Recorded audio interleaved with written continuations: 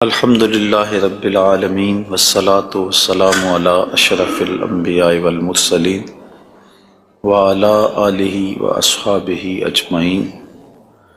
قال اللہ تعالی وتبارک فی القرآن المجید والفرقان الحمید۔ بسم اللہ الرحمن الرحیم۔ والضحی واللیل اذا سجی۔ صدق اللہ مولانا العظیم وصدق رسولہ النبی الکریم الرؤوف الرحیم۔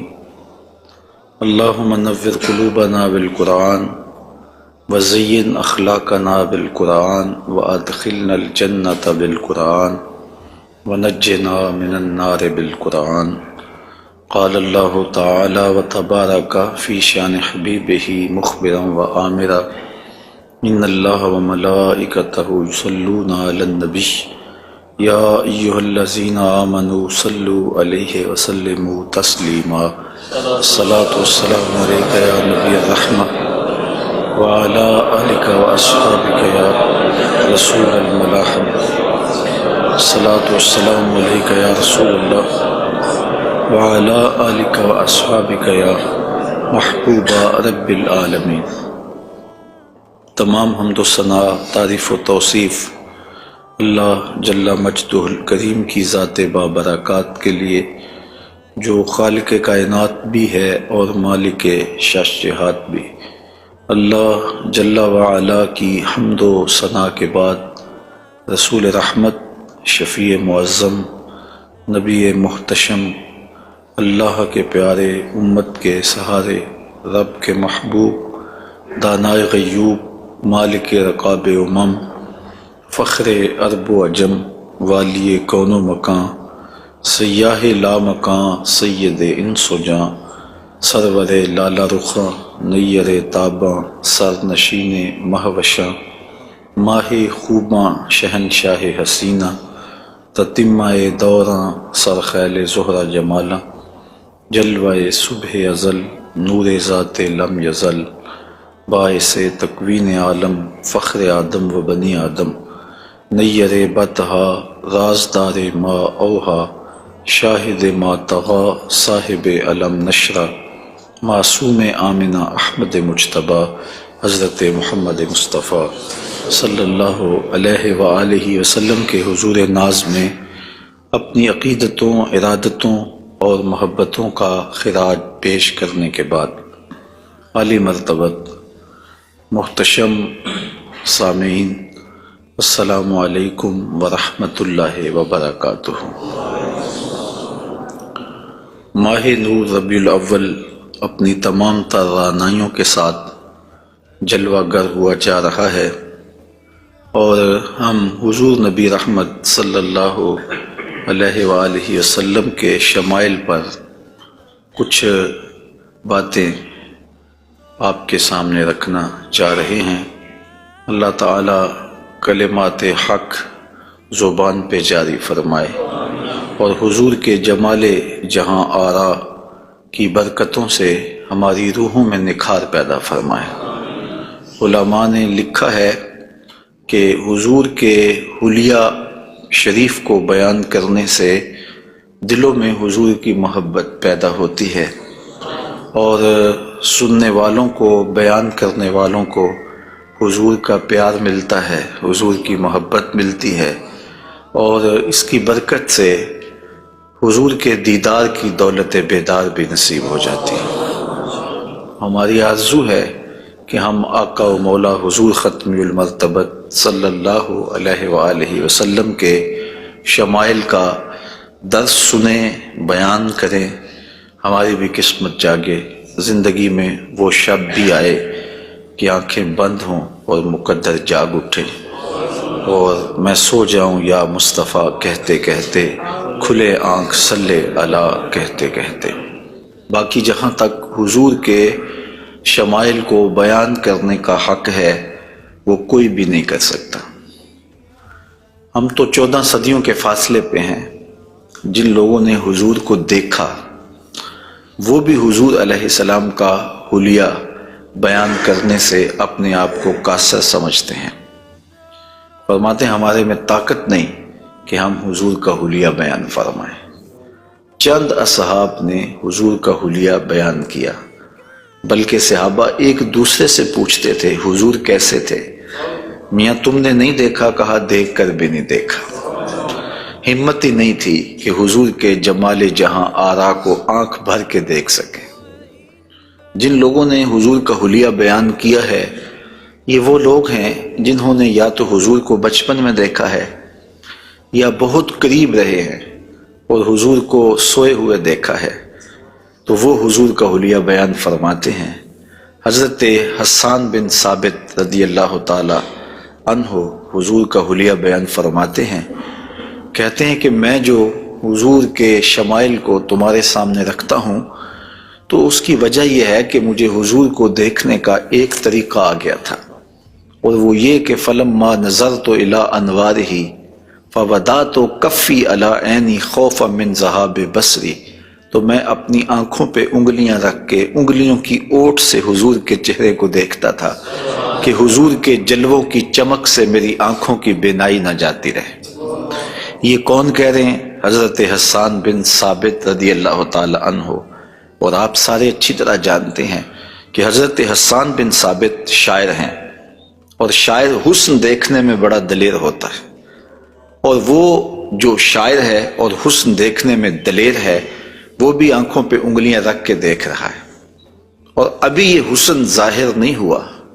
امام قرطبی علیہ رحمہ لکھتے ہیں کہ حضور نبی رحمت صلی اللہ علیہ وآلہ وسلم کا حسن ظاہر نہیں ہوا تھا، اور اگر جمال رسول صلی اللہ علیہ وآلہ وسلم کا ظہور ہو جاتا تو کوئی دیکھنے کی تاب ہی نہ رکھتا۔ حضور کے جمال جہاں آرا پر 70,000 بشریت کے پردے رکھے گئے، لیکن اس چھپے ہوئے حسن کو بھی دیکھنے کی تاب نہیں ہے، اور اگر یہ حسن بے نقاب ہوتا تو کیا ہوتا؟ یہی بہتر ہے کہ وہ پردے میں روح پوش رہے، وہ اگر پردہ اٹھا دے تو کسے ہوش رہے۔ حضرت شاہ ولی اللہ محدث دہلوی علیہ رحمہ نے اپنے والد حضرت شاہ عبد الرحیم محدث دہلوی علیہ رحمہ سے روایت کیا ہے کہ میرے والد شاہ عبد الرحیم خواب میں حضور کی زیارت کی، اور یہ بات آپ اچھی طرح جانتے ہیں کہ جس نے حضور کو خواب میں دیکھا اس نے حضور کو ہی دیکھا۔ شیطان خواب میں آ کر بھی حضور کی مثل ہونے کا دعویٰ نہیں کر سکتا۔ تو خواب میں حضور کو دیکھا اور عرض کی یا رسول اللہ صلی اللہ علیہ وسلم، آپ نے فرمایا ہے انا املہ و اخی یوسف اصبہ، میں نمکین حسن والا ہوں اور میرا بھائی یوسف میٹھے حسن والا تھا۔ وہاں تو زنان مصر کی انگلیاں کٹ گئیں، اور یہاں ایسا کوئی واقعہ پیش نہیں آیا، جبکہ حسن ملی حسن صبی کی نسبت زیادہ پرکشش ہوتا ہے، تو وہاں انگلیاں کٹ گئیں اور یہاں ایسا کوئی واقعہ پیش نہیں آیا، تو اس کی کیا وجہ ہے؟ تو حضور نے جو خواب میں جواب دیا وہ حضرت شاہ عبد الرحیم نے بیان فرمایا، اور شاہ ولی اللہ محدث دہلوی علیہ رحمہ نے در سمین میں اس کو لکھا۔ آقا کریم نے فرمایا جمالی مستور عن اعین الناس غیرۃ من اللہ، اے عبد الرحیم، اللہ نے غیرت محبت کی وجہ سے میرے حسن کو لوگوں کی نظروں سے چھپا کے رکھا ہے۔ کوئی محب نہیں چاہتا کہ میرا محبوب کوئی دیکھے۔ قتیل شفائی نے کہا تھا نا، اس حد تلک بڑھ گئی ہے بے اعتمادی کہ تجھ کو تجھ سے بھی چھپانا چاہتا ہوں۔ وہ کہتا ہے میری تو آرزو یہ ہے کہ تو آئینہ بھی نہ دیکھے۔ تو محب کی غیرت ہوتی ہے کہ اس کے محبوب کو کوئی نہ دیکھے، تو کہا کہ میرے حسن کو لوگوں کی نظروں سے چھپا کے رکھا گیا ہے، اور اگر یہ حسن ظاہر کر دیا جاتا تو کوئی تاب نہ لا سکتا۔ تو یہ چھپے ہوئے حسن کا عالم ہے کہ دیکھنے والوں کو پھر بھی انگلیاں رکھ کے دیکھنا پڑتا ہے، اور اگر یہ بے نقاب ہوتا تو پھر کون تاب لا سکتا؟ مولانا حسن رضا اعلی حضرت کے برادر محترم فرماتے ہیں وہ اگر جلوہ کریں کون تماشائی ہو۔ تو یہ وہ حسن ہے کہ جو تمام کا تمام ظاہر نہیں کیا گیا اور لوگوں کی نگاہوں سے پوشیدہ رکھا گیا، لیکن وہ بشریت کے پردوں کی اوٹ سے چھن چھن کے بھی اس قدر تابہ ہے کہ پوری کائنات کے اندر رنگ اسی حسن کے جھلکتے دکھائی دیتے ہیں، اور ہر طرف اسی کے انوار پھیلے ہوئے نظر آتے ہیں۔ تو حضور کے حسن کا بیان، حضور کے حسن کا ذکر اگرچہ انسانی استطاعت میں نہیں ہے اور اس کے بس میں نہیں ہے، لیکن اس کے باوجود صحابہ کے دور سے لے کر آج تک لوگوں کا یہ محبوب موضوع رہا ہے کہ وہ حضور علیہ السلام کے حسن کا ذکر کر کے اپنے قلب کی تسکین کا ساماں کرتے ہیں۔ علماء نے یہ بھی لکھا ہے کہ جو شخص حضور کے حسن کو بیان کرے لوگوں کے دلوں میں اس کے لیے پیار پیدا ہو جاتا ہے۔ آج ہر شخص چاہتا ہے کہ میں ہر دل عزیز ہو جاؤں، تو یہ سادہ سا نسخہ ہے کہ کائنات میں حضور کے حسن کے تذکرے کیا کرو، دنیا تم سے پیار کرنے لگ جائے گی۔ تم محبوب الخلائق بن جاؤ گے اگر تم اس محبوب دو عالم کے حسن کو لوگوں کی نظروں کے سامنے بیان کرو گے۔ انشاءاللہ حضور کے مختلف اعضاء کے حسن کا ذکر ترتیب وار کیا جائے گا، اور اہل محبت نے اور اصحاب رسول نے اس پر کیا محبتوں کے پھول پیش کیے ہیں۔ یقیناً آپ کے قلوب کو فرحت بھی ہوگی، قرار بھی ملے گا، اور آقا کریم کے حسن دل پذیر اور حسن جاں فضا کی مستیوں میں آپ کھو بھی جائیں گے۔ حضرت جابر بن سمرہ رضی اللہ تعالی عنہ فرماتے ہیں کہ لیلۃ الادحیان تھی، 14ویں رات کا چاند تھا، اور حضور یمنی چادر اوڑے ہوئے استراحت فرما رہے تھے، اور میں کبھی آسمان کو دیکھتا تھا، کبھی حضور کے جمال جہاں آرا کو دیکھتا تھا، اور یہ سوچتا تھا کہ میں فیصلہ کروں کہ آسمان کا چاند سونا ہے یا مدینے کا چاند سونا ہے۔ تو حضرت جابر بن سمرہ رضی اللہ تعالیٰ عنہ فرماتے ہیں پھر میں نے فیصلہ کیا فائزہ ہوا احسن عندی من القمر، میں نے کہا آسمان کا چاند نہیں، مدینے کا چاند سونا ہے، چونکہ چاند کی چمک بھی حضور کے در کی خیرات ہے۔ چاند کو، سورج کو، شمس و قمر کو جو روشنیاں دی گئی ہیں وہ حضور کے صدقے سے دی گئی ہیں۔ تو کائنات میں جہاں بھی اجالا ہے، جہاں بھی روشنیاں ہیں، جہاں بھی نور ہے، وہ نور حضور علیہ السلام کا ہی ظہور ہے، اور حضور کا نور ہے کہ جو کسی سے مستعار نہیں لیا ہوا، وہ حضور کا اپنا نور ہے، اپنا حسن ہے۔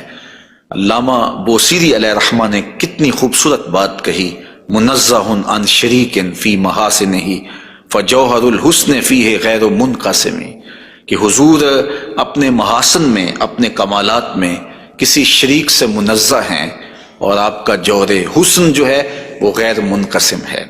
تو حضور کا حسن کسی سے مستعار نہیں لیا ہوا، بلکہ پوری کائنات کو جو حسن ملا ہے وہ حضور کی دہلیز کی عطا ہے، حضور کی چوکھٹ کی خیرات ہے۔ تو زمانہ چمک رہا ہے تو حضور کے انوار سے، اور بریلی سے آج بھی آواز آ رہی ہے، چمک تجھ سے پاتے ہیں سب پانے والے، میرا دل بھی چمکا دے چمکانے والے۔ تو ساری روشنیاں اسی دہلیز سے پھوٹتی ہیں، اسی در سے پھوٹتی ہیں، سارے اجالے اسی چوکھٹ سے نکلتے ہیں۔ اللہ نے اپنے محبوب علیہ السلام کو جو حسن دیا، جو جمال دیا، حضرت برا بن عازب رضی اللہ تعالیٰ عنہ بیان فرماتے ہیں، امام بخاری و مسلم نے اس کو روایت کیا ہے، کان رسول اللہ صلی اللہ علیہ وسلم احسن الناس وجہا، کائنات میں جتنا سونا چہرہ میرے حضور کا تھا کسی کا تھا ہی نہیں، سب سے زیادہ سونا اور خوبصورت چہرہ اللہ نے اپنے محبوب کو عطا کیا ہے۔ اور حضرت ابو ہریرہ رضی اللہ تعالی عنہ سے معروف روایت ہے جس کو امام ترمذی نے اور باقی محدثین نے روایت کیا ہے، حضور فرماتے ہیں حضرت ابو ہریرہ، ما رأیت شیئا احسن من رسول اللہ صلی اللہ علیہ وسلم، میں نے حضور سے سونا کوئی دیکھا ہی نہیں۔ اور حضرت حسان بن ثابت کہتے ہیں کہ آج تک کسی ماں نے ایسا سونا جنم ہی نہیں دیا، سونا دیکھتے کیسے، کسی ماں نے ایسا جنم ہی نہیں دیا۔ حضرت ابو ہریرہ نے ایک موقع پہ فرمایا کہ کل قمر لیلۃ البدر لم ارا قبلہ ولا بعدہ مثلہ، کیا پوچھتے ہو 14ویں رات کا چمکتا ہوا چاند تھے میرے حضور؟ پھر کہتے ہیں نہیں نہیں نہیں، حضور جیسا نہ پہلے دیکھا ہے نہ بعد میں دیکھا۔ تو حضرت حسان بن ثابت فرماتے دیکھتے کیسے، کسی ماں نے جنم دیا ہوتا تو دیکھتے۔ خدا نے وہ سچا ہی پن چھڑیا جدے وچ محمد نو ٹالیا سی، حسینہ جمیلہ دا منہ موڑ دیتا، محمد بنا کے قلم توڑ دیتا۔ اللہ تعالیٰ نے ایسا پیکر تراشا ہے، ایسی صورت بنائی ہے کہ جس کی مثل کائنات کے اندر نہ کوئی دوسری صورت ہے۔ اور میرے محبوب کے جمال جیسا نہ کوئی دوسرا جمال ہے، تو وہ حسن، وہ جمال، وہ کمال اور وہ شانیں اور وہ مراتب رفیع عطا کیے گئے جو انہی کا مقسوم ہے۔ حضور کا پورا جسم انور اور حضور کا وجود مسعود برکتوں سے مالا مال تھا اور حسن اور جمال کا آئینہ دار تھا۔ لا یجلس الذباب علی جسدہ، ساری زندگی حضور کے بدن پہ کبھی مکھی نہیں بیٹھی، آقا کریم علیہ الصلوۃ والسلام کے بدن پہ کبھی میل نہیں آیا، حضور کی آنکھوں کے اندر کبھی میل نہیں آیا، حضور کو ساری زندگی بلغم نہیں آئی، آقا کریم کی مبارک بغلیں بے بال تھیں اور بالکل باقی جلد کی طرح سفید تھیں۔ حضور علیہ السلام کا لعاب شہد سے زیادہ میٹھا تھا اور کستوری سے زیادہ خوشبودار تھا۔ حضور کے فضلات مبارکہ جو ہے وہ امت کے حق میں پاک ہیں، اور جہاں حضور علیہ السلام قضائے حاجت کے لیے جاتے تو وہاں بعد میں جا کے دیکھا جاتا تو کوئی چیز نظر نہ آتی سوائے کستوری کی خوشبو کے۔ تو آقا کریم علیہ الصلوۃ والسلام کو کبھی جمائی نہیں آئی، کبھی حالت نیند میں حضور نبی رحمت صلی اللہ علیہ وآلہ وسلم ناپاک نہیں ہوئے، حضور نبی رحمت صلی اللہ علیہ وسلم پر کوئی نجاست نہیں آئی، اور آقا کریم کے بدن کا سایہ بھی نہیں تھا تاکہ زمین کے اوپر حضور کا سایہ نہ گرے۔ کائنات میں ایسا کون ہو سکتا ہے جیسا آمنہ کا لال تھا؟ تو وہ حسن دیا گیا، وہ جمال دیا، جس پہلو سے دیکھو حضور بے مثال نظر آتے ہیں اور بے مثل نظر آتے ہیں۔ آئیے ہم حضور نبی رحمت صلی اللہ علیہ وآلہ وسلم کے جسم کے حوالے سے پہلے کچھ بات کریں اور پھر حضور کے اعضاء کی طرف چلتے ہیں۔ حضور کا مبارک جسم بے سایہ تھا، اور یہ سایہ نہ چاند کی چاندنی میں دکھائی دیتا تھا اور نہ سورج کی روشنی میں پڑتا تھا۔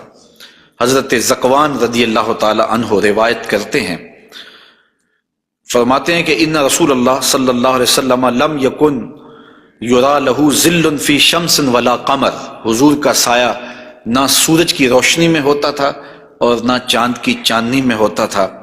اور حضرت عثمان رضی اللہ تعالی عنہ خلیفہ ثالث رضی اللہ تعالی عنہ اس کی وجہ بیان فرماتے ہیں کہ حضور کا سایہ کیوں نہیں تھا۔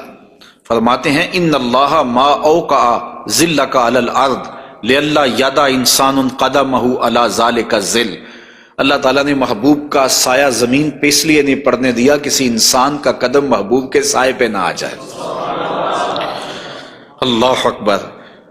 لیکن حضرت شیخ احمد مجدد الفسانی علیہ رحمہ نے ایک بڑی خوبصورت بات کہی، اور ہمارے لیے وہ بڑی ٹھنڈک اور بڑی تسکین کا سامان ہے۔ وہ فرماتے ہیں کہ اورا صلی اللہ علیہ وسلم سایہ نبود، آقا کریم علیہ السلام کا سایہ نہیں تھا۔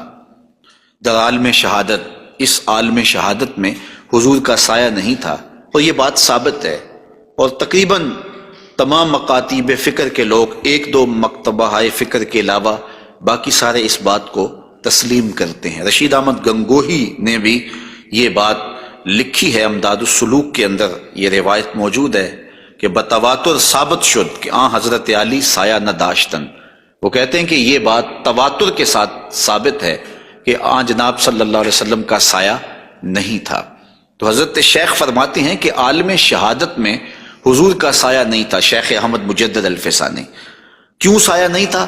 فرماتے ہیں سایہ ہر شخص از شخص لطیف تر است، کسی چیز کا سایہ اس شے سے زیادہ لطیف ہوتا ہے، چون لطیف تر از وے صلی اللہ علیہ وآلہ وسلم در عالم نہ باشد اورا سایہ چے صورت دارد۔ جب حضور سے لطیف کائنات میں شے ہی کوئی نہیں ہے تو پھر سایہ کیا معنی رکھتا ہے؟ کائنات میں حضور سے لطیف ہے ہی کوئی چیز نہیں ہے، حضور کی مثل عالم امکان میں ممکن ہی نہیں ہے۔ اب مجھے یہ بتائیں کہ جس کا سایہ بھی نہیں تھا اس کا ثانی ہو سکتا ہے؟ تو یہ کون خاکے تراش رہے ہیں؟ کس کے خاکے تراش رہے ہیں؟ خاکے تو خاکیوں کے ہوتے ہیں۔ جو پیکر نور ہو، جس کا سایہ بھی نہیں ہے، اس کے خاکے کیسے ہو سکتے ہیں؟ تو حضور کی مثل تو بزم عالم میں ممکن ہی نہیں ہے۔ اقبال بھی بول پڑے رخ مصطفیٰ ہے وہ آئینہ، کہ اب اس سا دوسرا آئینہ نہ کسی کی بزم خیال میں، نہ دکان آئینہ ساز میں، ممکن ہی نہیں ہے۔ خدا نے وہ سچائی پانے چھڑیا جدے وچ محمد نو ڈالیا سے۔ تو آقا کریم علیہ الصلوۃ والسلام کا سایہ نہیں بنایا، اور کائنات کے اندر وہ بے مثل بھی ہیں، وہ بے مثال بھی ہیں۔ تو یارو جس کا سایہ بھی نہیں ہے اس کا ثانی کیسے ہو سکتا ہے؟ تو آقا کریم علیہ الصلوۃ والسلام کا مبارک قد انور، حضور کا جسم نور، اللہ تعالیٰ جل شانہ نے حضور کو قد رانا دیا ہوا۔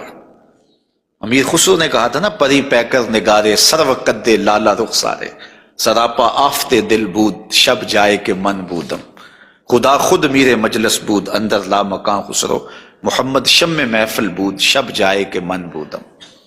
تو حضور کا قد انور، اللہ اکبر، اس کے بارے میں حضرت سیدنا علی المرتضیٰ رضی اللہ تعالی عنہ سے مروی روایت سنیے۔ فرماتے ہیں لم یکن بالطویل الممغت ولا بالکثیر المتردد وکان ربعۃ من القوم لم ارى قبلہ ولا بعدہ مثلہ۔ فرمایا کہ حضور علیہ السلام کا قد لمبا بھی نہیں تھا، حضور پست قامت بھی نہیں تھے، حضور درمیانی قد و قامت کے حامل تھے۔ پھر آگے کہتے ہیں نہیں حضور جیسا نہ پہلے دیکھا نہ بعد میں دیکھا۔ اور حضرت انس رضی اللہ تعالیٰ عنہ فرماتے ہیں کان رسول اللہ صلی اللہ علیہ وسلم لیس بالذاہب طولا وفوق الربا اذا جامع القوم غمرہم۔ فرماتے ہیں حضور پست قامت نہیں تھے، حضور درمیانی قد و قامت کے تھے۔ پھر کہتے ہیں نہیں، درمیانی قد و قامت سے بھی اٹھتا ہوا حضور کا قد تھا، یعنی قد اتنا لمبا نہیں تھا کہ بہت لمبا قد بھی اچھا نہیں لگتا اور پست قامتی بھی عیب ہے، تو درمیانہ قد ہونا یہ حسن ہے، لیکن درمیانے سے بھی کچھ اٹھتا ہوا یہ مزید حسن ہے، اور یہ اللہ نے اپنے محبوب کو قد دیا تھا۔ لیکن اس کے ساتھ یہ شان تھی کہ لمبے لمبے قد والے لوگ موجود ہوتے اور حضور بھی ان میں موجود ہوتے۔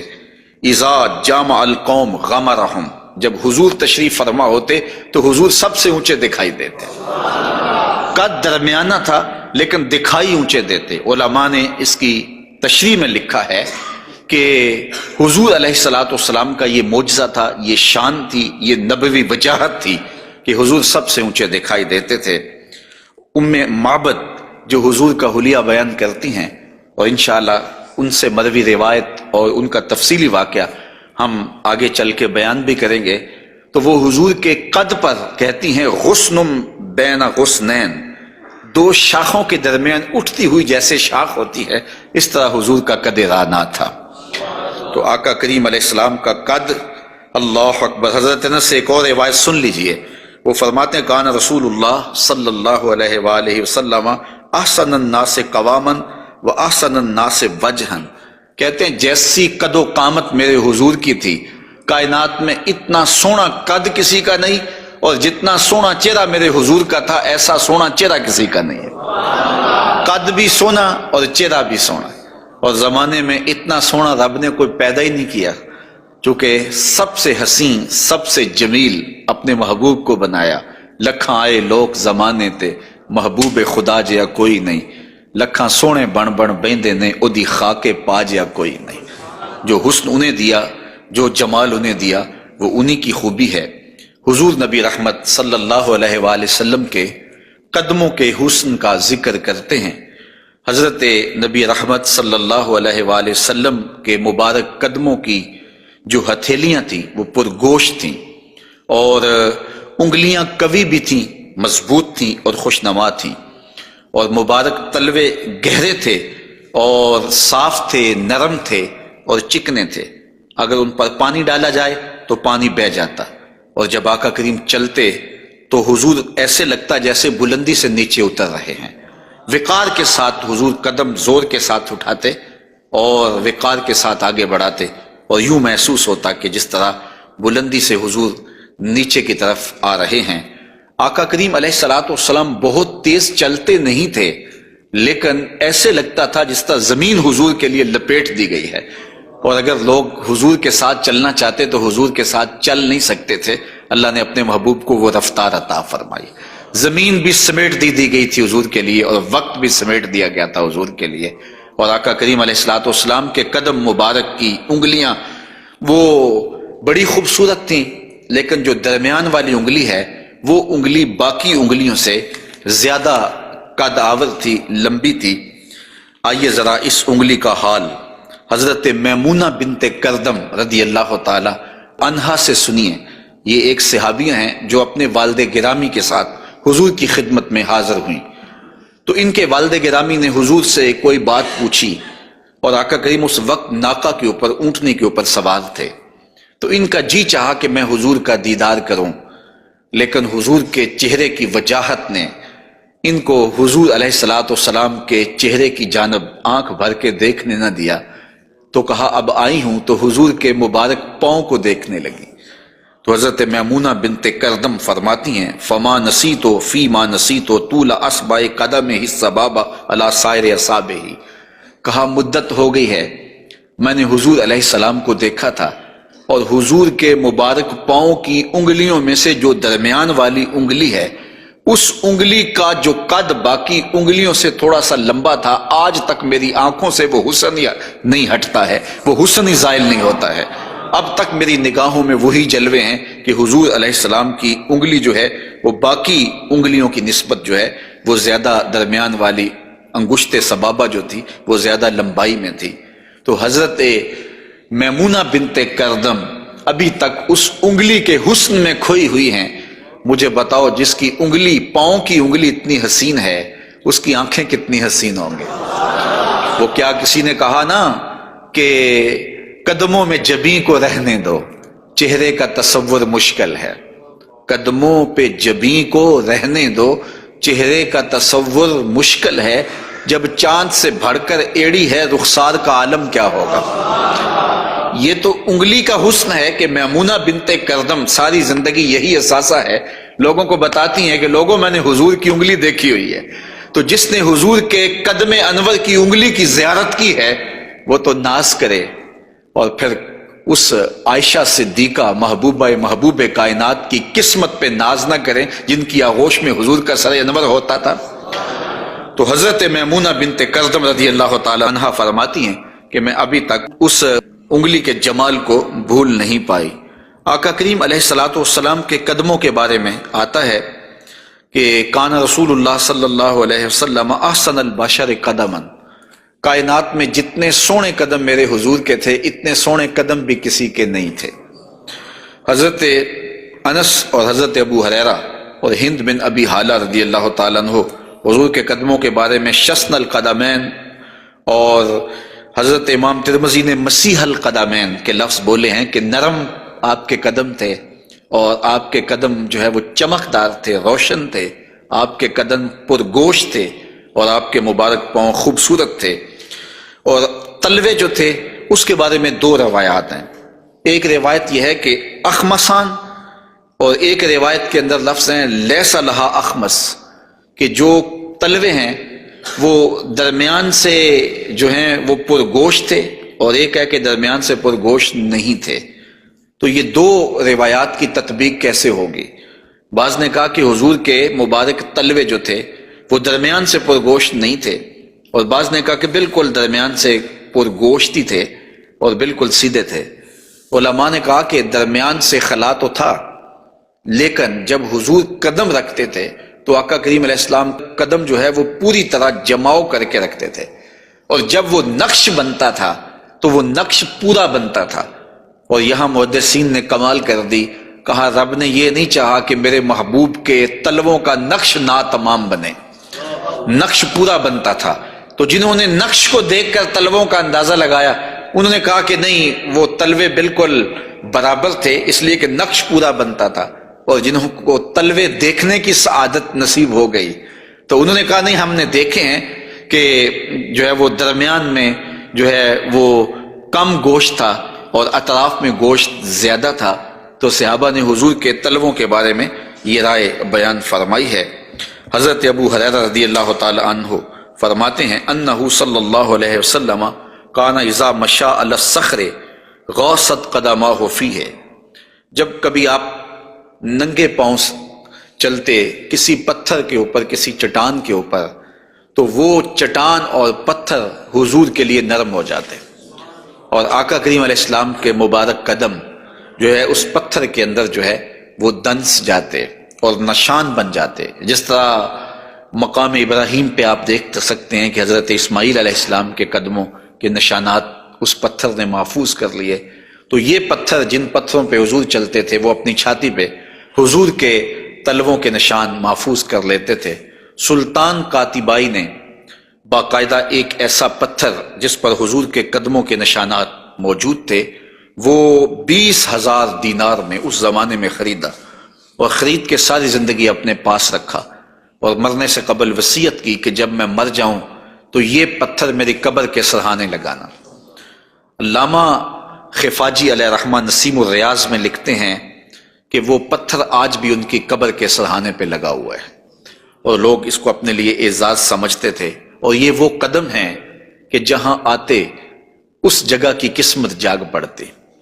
یہ قدم اور یہ مبارک تلوے یہ تو عرش نے بھی چومے ہیں نا۔ اعلی حضرت نے کیا خوب کہا، زہے عزت و اطلاع محمد، کہ ہے عرش حق زیر پائے محمد، کہ عرش حق حضور کے قدموں کے تلے تھا، اور یہ تلوے وہاں عرش الہی پہ لگے ہیں، اور یہ وہی تلوے ہیں جو حضرت جبریل امین کو چومنے کی سعادت بھی ملی ہے۔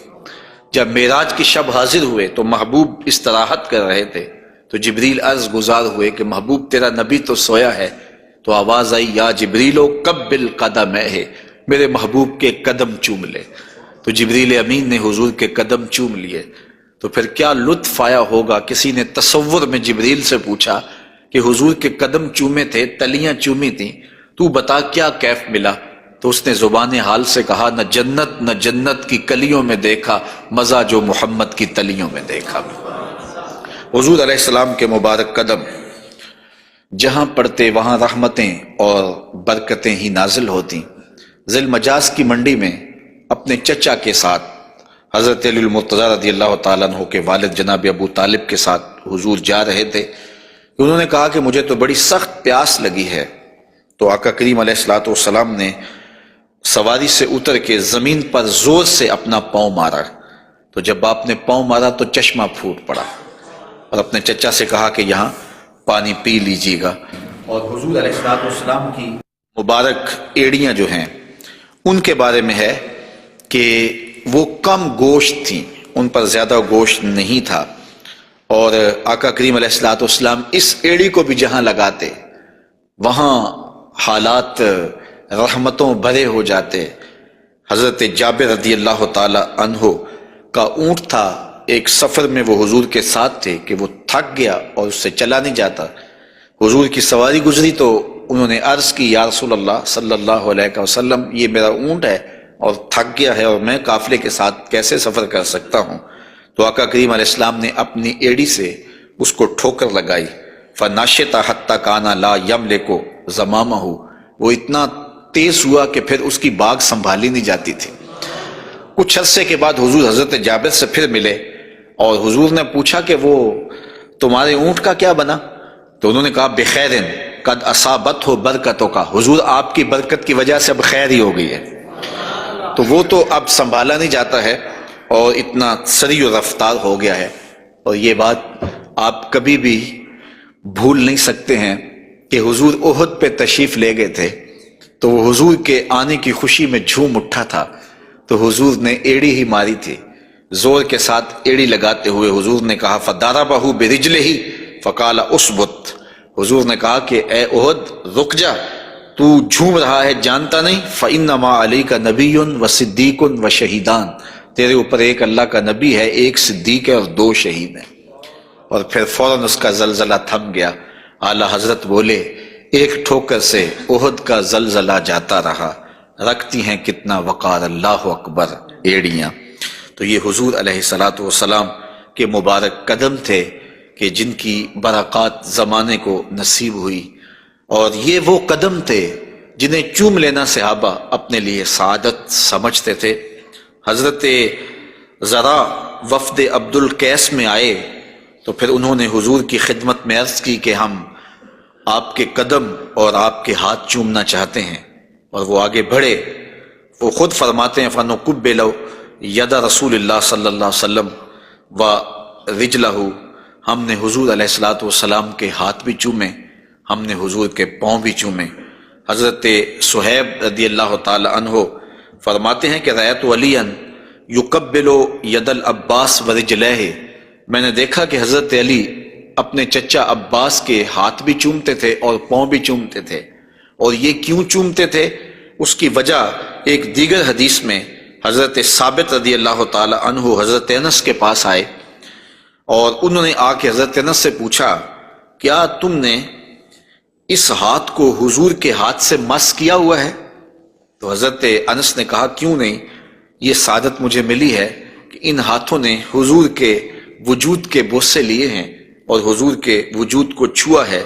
فقبلہا، تو حضرت ثابت نے حضرت انس کا ہاتھ چومنا شروع کر دیا کہ یہ وہ ہاتھ ہیں جنہوں نے حضور کو چوما ہوا ہے، جنہوں نے حضور کو چھوا ہوا ہے، جنہوں نے حضور کے بدن رحمت سے مس کیا ہوا ہے۔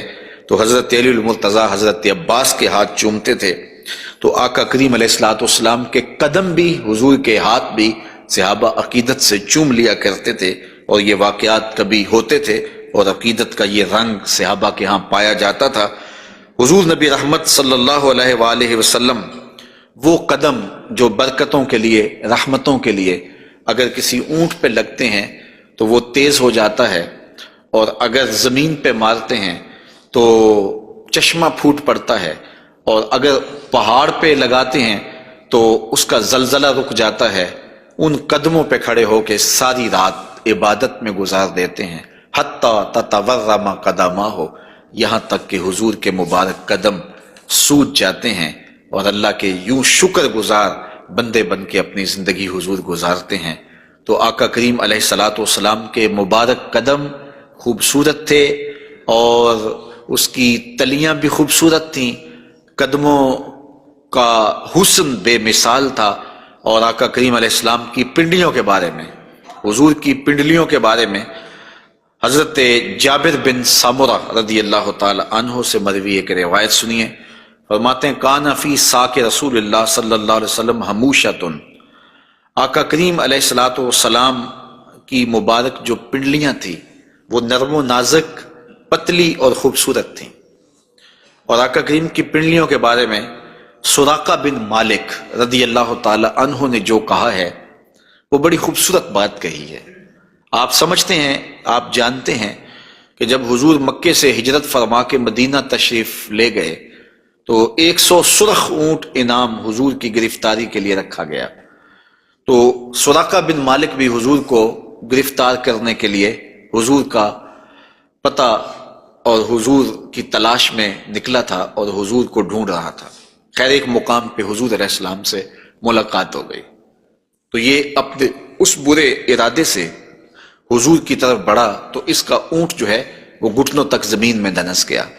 اس نے معذرت کی، حضور نے دعا دی، وہ اونٹ باہر نکل آیا تو اس کی پھر نیت بدل گئی، تو پھر دوبارہ اونٹ جو ہے وہ گھٹن تک دنس گیا۔ خیر اس نے دوبارہ معذرت کی اور حضور سے کہا کہ آپ مجھے امان نامہ لکھ کے دیں۔ تو حضور نے ان کو امان نامہ دے دیا اور فرمایا کہ تو مجھے گرفتار کرنے کے درپے ہے اور میں تیرے ہاتھوں میں کسرا کے کنگن دیکھ رہا ہوں۔ تو یہ واپس پلٹ آئے، تو انہوں نے اس وقت حضور علیہ السلام کو دیکھا، تو یہ حضور کے حسن کا اور حضور کی پنڈلیوں کا ذکر کرتے ہیں، کیونکہ حضور سواری پہ تھے اور حضور کی پنڈلیاں انہیں دکھائی دی۔ تو حضرت سراقہ بن مالک کہتے ہیں کہ فلما دنوت منہ، جب میں حضور کے نیڑے ہوا اس نیت سے کہ میں حضور کو گرفتار کروں، وہو علی ناقتہ، تو حضور اپنی اونٹنی کے اوپر سوار ہیں۔ تو پھر کیا ہوا؟ تو جعلت انظر الی ساکہ، تو میں حضور کی پنڈلیوں کو دیکھنے لگا۔ ایسا جعلت انظر، میں دیکھنے لگا، میری نظر جم گئی حضور کی مبارک پنڈلی پر۔ وہ کس طرح کہ اتنی خوبصورت تھی، کہتے ہیں کأنہا جمارہ، پنڈلی ایسے تھی جس طرح جمارہ ہوتا ہے۔ آپ نے کبھی دیکھا ہو کھجور کا درخت، تو کھجور کے درخت سے نیچے شاخیں پھوٹتی ہیں، تو جب نئی شاخ نکلتی ہے تو وہ اتنی خوبصورت ہوتی ہے اور اتنی نرم اور نازک اور گداز ہوتی ہے کہ اس کو چھو لینے کو جی چاہتا ہے۔ تو اس شاخ کو عربی میں جمارہ کہتے ہیں۔ تو وہ کہتے ہیں میں حضور کی پنڈلیوں کا کیا بتاؤں، جس طرح وہ کھجور کی تازہ شاخ نکلتی ہے جس کو دیکھنے سے جی نہیں رجتا، حضور کی پنڈلیاں جمارہ کی طرح تھیں۔ تو یہ انہوں نے ایک اپنے محاورے کے مطابق مثال دی، ورنہ حضور علیہ الصلوۃ والسلام کی پنڈلیوں کے لیے کوئی لفظ ہی نہیں ہے جو اللہ نے اپنے محبوب کو پنڈلیوں کا حسن دیا۔ اچھا، حضور کی پنڈلیوں کے بارے میں سنو میرے امام اعلی حضرت نے کیا کہا، کمال کر دی۔ ساک اصل قدم شاخ نخل کرم، اعلی حضرت فرماتے ہیں ساک اصل قدم، جو پنڈلی ہے، جو قدم کی اصل ہے، شاخ نخل کرم، جو کرم کی کھجور ہے، یہ اس کی شاخ ہے۔ اللہ اکبر، شم راہ اصابت پہ لاکھوں سلام۔ تو حضور علیہ الصلوۃ والسلام کو اللہ تعالیٰ نے پر نور، پتلی اور جو ہے وہ گوری رنگت کی اور لطیف اور خوبصورت پنڈلیوں سے نوازا تھا۔ اور حضور کے زانوئے منور کے بارے میں حضرت علی المرتضیٰ رضی اللہ تعالیٰ عنہ فرماتے ہیں دخم الکرادیس، رسول کریم صلی اللہ علیہ وآلہ وسلم کے مبارک زانوئے نور کے بارے میں دخم الکرادیس کے لفظ بھی ہیں، اور دوسری روایت مروی ہے سعد ابن ابی شیبہ سے، اس میں لفظ ہے کان رسول اللہ صلی اللہ علیہ وسلم جلیل المشاش، آقا کریم علیہ الصلوۃ والسلام کے زانو مبارک مضبوط تھے، پرگوشت تھے اور خوبصورت تھے۔ اور اعلیٰ حضرت یہاں بھی اپنی محبت کا اظہار کیے بغیر نہیں رہ سکے، فرماتے ہیں انبیاء طے کریں زانو ان کے حضور، انبیاء طے کریں زانو ان کے حضور، زانوؤں کی وجاہت پہ لاکھوں سلام۔ یہ وہ زانو ہے جہاں نبی بھی زانو طے کرے، یہ وہ شان ہے ان زانوؤں کی۔ حضور نبی رحمت صلی اللہ علیہ وآلہ وسلم کے مبارک قد انور کے فضائل بھی آپ نے سنے، حضور نبی رحمت صلی اللہ علیہ وآلہ وسلم کی پنڈلیوں کا تذکرہ بھی سنا، حضور کے پائے نور کی باتیں بھی آپ نے سنی، اور اب آقا کریم علیہ الصلوۃ والسلام کے بطن اقدس اور حضور علیہ الصلوۃ والسلام کے پہلوؤں کا ذکر آپ کے سامنے کیا جاتا ہے۔ لیکن اگر آپ چاہیں تو ایک چائے میں بھی پی لوں اور ایک آپ بھی پی لیں۔